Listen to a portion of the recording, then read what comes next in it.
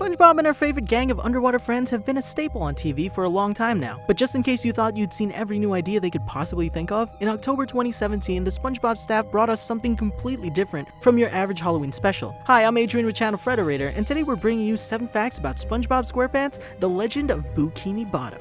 Things are about to get spooky. The Legend of Boo-kini Bottom is Nickelodeon's first ever stop-motion animated Halloween special, but it's not SpongeBob's first time appearing in this style of animation. You may remember that the 2012 Christmas special, It's a SpongeBob Christmas, was also in stop-motion, with Plankton turning everyone in Bikini Bottom from nice to naughty. The Christmas special and the new Halloween special were both produced by Screen Novelties, a Los Angeles-based stop-motion animation company. Working alongside Screen Novelties were SpongeBob's co-executive producers, Mark Ciccarelli and Vince Waller, who've been with the show since 2011 and 2000 respectively. To bring the whole thing together, the special was first written by Mr. Lawrence, produced by Jenny Monica, features Brian Morante as storyboard director, and was directed by Mark Caballero and Seamus Walsh. Chris Finnegan, co-founder of Screen Novelties, also served as producer. Besides an army of people, in order to make this special come to life, it also required a combination of stop-motion puppet animation, marionette puppeteering, hand puppets, and 2D hand-drawn animation. Using this multimedia approach, they had 5 or 6 animators working simultaneously to get the project done, each shooting 5 seconds of footage a day. This amounted to about 2 minutes of footage per work. At that rate, the whole project took over 1 year to finish, from writing to the final touches. Talk about a special episode. In order to bring Bikini Bottom to life in 3D, the creators of the special made 27 unique sets using 5 stages. As you can imagine, this required some serious arts and crafts time, as well as an insane number of supplies. The coral reefs you saw are made up of 15 boxes of breakfast cereal. SpongeBob's Halloween pineapple house, props, and backgrounds required 8 pounds of glitter to decorate, not to mention the hundreds of popsicle sticks that were used to create the planks of the roller coaster we see in Patrick and SpongeBob's ride. And that's just the beginning. To create all the sets and puppets, the animators also used 10 dozen pipe cleaners, 7,000 popsicle sticks, 315 strips of toupee tape, 600 etymology bug pins, enough soundproof foam to insulate a 3-bedroom house, 11 colors of masking tape, and last but definitely not least, 75 pounds of hot glue. It's safe to say that could just put about anybody's arts and craft kit to shame. Of course, they didn't just have to build the sets, they also had to shoot them. In order to get the right lighting, they used high-intensity UV, also known as black lights. This gave everything the fluorescent glow that the animators wanted, but the light was so powerful that they had to wear special glasses to protect their eyes while filming. Building the puppets and sets was obviously a time-consuming job, but once the puppets were finished, they required some changes before they were film-ready. For Plankton, the animators had to pay special attention to his size. They actually had to make 3 different sized Plankton puppets, a bigger one, a smaller one, and one they called Bean because it was the size of a kidney bean. This also allowed him to look bigger and smaller in relation to other characters at different times in the story. We already covered just about how much time and work went into making the puppets, but in reality, that was only the beginning of their work. The really tough part was bringing the puppets to life. To put the episode together, the animators at Screen Novelties would shoot about 100 to 150 frames in a day. But how do frames translate into film? Well, to put together just 1 second of film, they need 24 frames. It's a long and tedious process because every movement the puppets make is done by hand,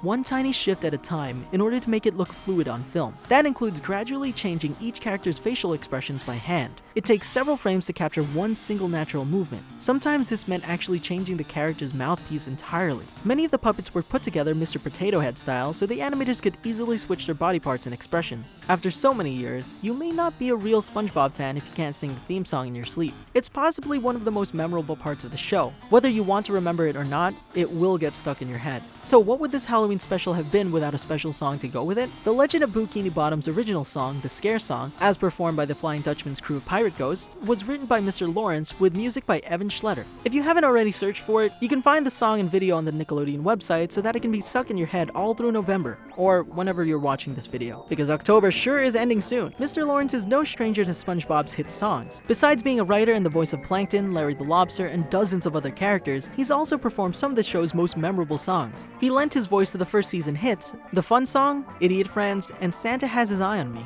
Evan Schletter is responsible for the lyrics and music for countless SpongeBob classics as a composer for the show since 2000. He and Mr. Lawrence have even collaborated a number of times before, like on Plankton Song, written by Schletter and performed by Lawrence. With that combination, it's no wonder the Scare Song is so catchy. As we've all seen by now, the Flying Dutchman makes his return to Bikini Bottom in The Legend of Boo-kini Bottom because SpongeBob is convinced that everything spooky is actually funny. Besides the presence of a soul-stealing ghost, did you notice notice all the other ways Bikini Bottom's been transformed for Halloween? Sandy's tree dome looks a little different than usual, as it's transformed into a mad scientist lab complete with a giant remote-controlled monster. Mr. Krabs and Plankton use the opportunity for some healthy competition, with Mr. Krabs' restaurant being turned into the horrors of the Chum Bucket, complete with scenes of Plankton torturing food, while Plankton's restaurant becomes the horrors of the Krusty Krab, portraying Mr. Krabs turning customers into Krabby Patties. That kinda sounds like a cartoon conspiracy. The truth behind the Krusty Krabs. Of course, it wouldn't be Halloween without costumes. The whole gang dresses up, except for Squidward, who chooses to go as himself.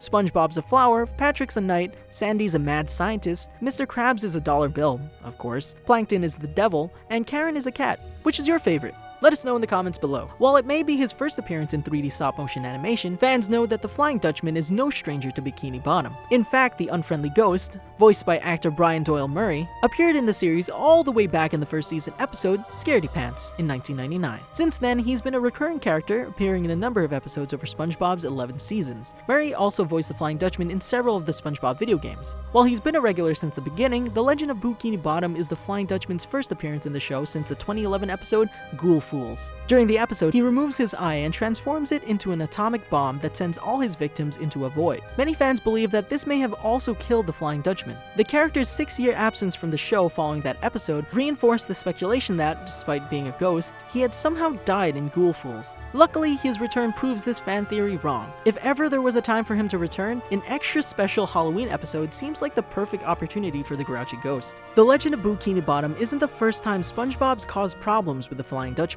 In fact, it's not even the first time he's done so on Halloween. All the way back in the first season, the Flying Dutchman and SpongeBob met under similar circumstances. In the Halloween-themed episode Scaredy Pants, Mr. Krabs tells SpongeBob about the legend of a ghost named the Flying Dutchman, who steals people's souls on Halloween. Squidward uses the opportunity to dress up as the Dutchman and scare SpongeBob. Tired of his friends teasing him about being a scaredy cat, SpongeBob decides to dress up as the Flying Dutchman and scare everyone else. In typical SpongeBob fashion, this backfires. The real Flying Dutchman is so offended by SpongeBob's dress-up version of him that he appears in the Krusty Krab to steal everyone's souls. In the end, SpongeBob actually scares the ghost and everyone else off because he shaved his, sponge for the costume, exposing his brain. Gotta love the first season. Flash forward 18 years and it seems like SpongeBob didn't really learn his lesson about offending the Flying Dutchman. Although it does look like he stopped being such a SpongeBob scaredy pants, since the reason he angers the Dutchman this time is that he doesn't find anything scary at all. Once again, I'm Adrian and thanks for watching our 7 facts about SpongeBob SquarePants, The Legend of Boo-kini Bottom. Which one did you find the most interesting? Did we miss something you want to hear more about? Let us know in the comments below. Don't forget to click that bell icon to become part of the notification squad. We have videos dropping every day, so make sure to subscribe. And remember, Frederator loves you.